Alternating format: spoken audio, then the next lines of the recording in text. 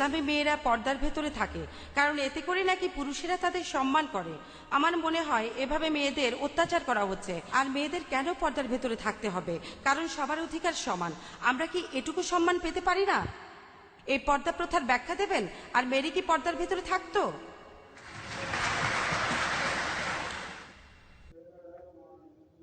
Madam, madam, আপনাদের Bible বলছে, পবিত্র বাইবেল বলছে, এখানে পল পল পল আপনাদের বলছে যে মহিলারা অবশ্যই তাদের মাথা ঢেকে রাখবে।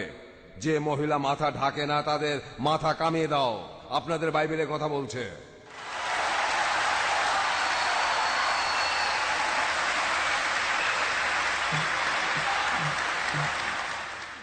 মহিলারা, যে মহিলারা তাদের মাথা ঢাকে না তাদের মাথা কামিয়ে দাও, মাথা কামিয়ে দাও। বাইবেলই কথা বলছে। আর মহিলারা